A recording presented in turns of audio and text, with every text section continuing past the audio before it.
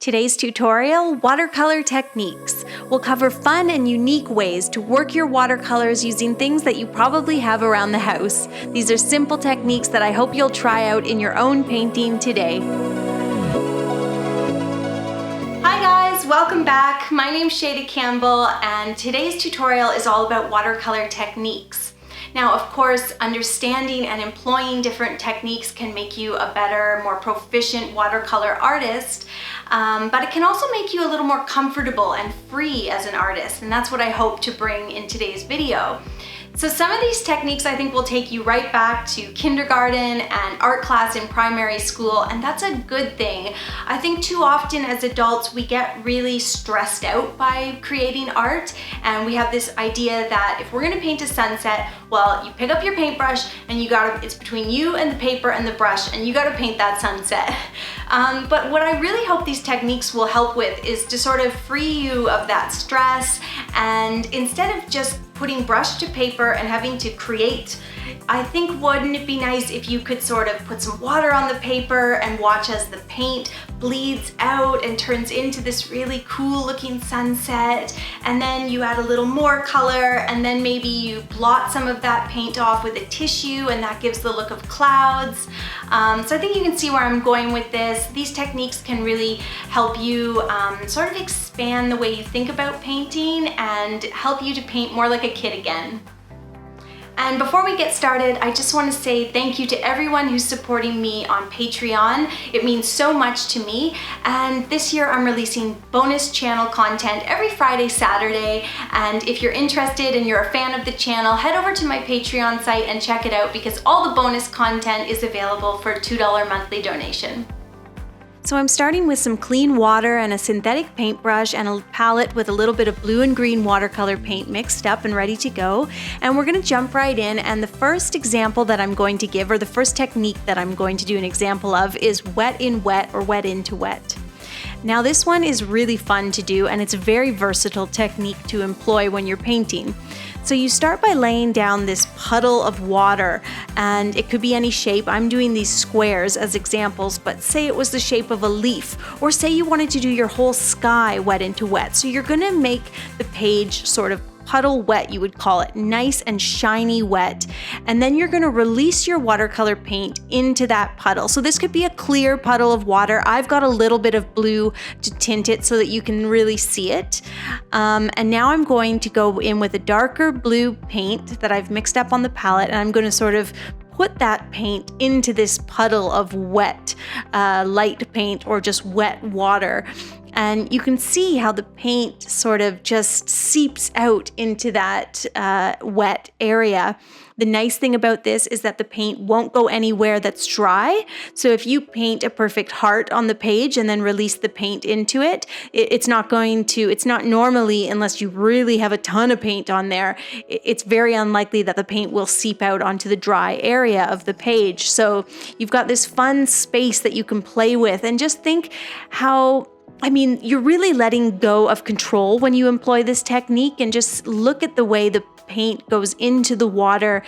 That would be so beautiful for a sky or a sunset or water, and you just don't have to worry about controlling the paint. You're just you're guiding it, but you're just letting it do its thing, and it just disperses beautifully, and it has this wonderful translucent watery effect. And you can see here I'm sort of using two slightly different shades of blue, and they're both blending and melding together within the space of this wet square. So I would say that wet on wet or wet in wet typically gives a very soft look, and you can have some really cool, unique results the way the colors blend into the water. And I think if you do choose to do a practice piece like this, where you just try out different techniques, it'll really inspire you to think about how these techniques could be used in your own painting. And this one in particular, I do a lot of botanicals, so for me, this one is great for leaves and petals. Anyway, moving on to the next one, it's very similar. We're going to do drop color wet in wet. So that's just what it sounds like. I'm going to start with my puddle wet square in either clear water or very light colored paint. And then I'm going to go back in with the blue, and it looks like I'm kind of starting out doing that wet in wet, and I am. But what I'm going to do once I've got a nice blue wet in wet is I'm going to drop some green, drop a nice contrasting or different color into that blue. And you'll see that it gives a similar effect, but the different color does stand out. So it sort of blends and melds in and has that same softness, but it also retains, each color is quite clear. It's quite clearly blue and green. I also love this technique for doing flower petals. If you're painting a pink flower, you might add just a little bit of peach right at near the center of each petal, near the center of the flower. So it's very versatile. Here I've just got a little bit too much paint. So what I've done is I'm taking a dry paintbrush and just sort of soaking up a little bit of that paint that's pooling there. Not that I couldn't leave it, but it just is a little bit heavy, and I'm doing it on the first square as well. So that's kind of my eraser, the dry paintbrush. The next technique that I want to talk about is called dry brushing, and this is sort of the opposite of watercolor painting, but it is still a watercolor technique that you can employ. And what I've done here is I've just got a very small amount of paint on my paintbrush. So I still have a watery paint mixed up in my palette, but I just don't have very much on my brush. I've really blotted my brush on scrap paper or paper towel, and I'm just going in and I'm using the texture of the watercolor paper and the brush itself to really give this nice textured effect. And you can see me just sort of using the belly of the brush. I sort of rub it along its side and just allow this dry, minimal amount of paint to kind of pick up the texture in the paper. And this is a great technique to use for clouds or for grass if you do it in sort of an upward motion. Okay, the next one is really fun. This is salt. So I just have a little bit of kosher salt here. You can use sea salt, table salt, whatever. You can play around with different salts for different results. So what I'm gonna do is prepare the square, just getting a nice layer of wet paint on there. And for this, you can play around with it, decide what you like or decide what you need for your particular project or painting. But I'm just laying down a fairly simple straight wash of color. I might make it a little darker in one area, but you can do whatever you like. You could have this, very dark at the bottom and light at the top. You get the idea. Play around with it, see what works, but you want a nice wet area, and you do want it to be a little bit darker in color, because as you're gonna see in a second here, the salt is going to soak up the paint and really soak up some of that color. So now I'm just sprinkling that kosher salt, and I think you can see what's happening. All the paint is really attracted to the salt, and it's gonna make quite a difference when it's all done and the salt comes off. So you just want to sprinkle your salt however you like. You could try to make a pattern, you could try to control it, and then you're going to let it dry, and I'll show you when we're done what it looks like when the salt comes off. Our next technique is the tissue blot. This could be done with a cotton ball or a little bit of Kleenex or toilet paper. But what I'm doing is, again, just laying down a nice dark wet wash of color. Again, you can play around with this. You could have this sort of a gradient wash or just a flat wash. Flat wash is just one straight color. Gradient means that it is lighter and then darker in whichever direction. So you can do whatever you like. I really want to get that across, that it's all about experimenting and playing around, not just about following my instructions, because what do I know? Anyways, so I'm just taking a little bit of toilet paper. I just have one square here, and I'm just using it the same way I use that dry paintbrush to soak up extra paint in my first two squares. I'm using it as kind of an eraser, and I'm allowing the paint to soak into the tissue, and it gives this fun effect that would be great for clouds or water or fish scales or dress pattern. Get creative and find a way to make these techniques work for you, because they don't just have to be for clouds and water.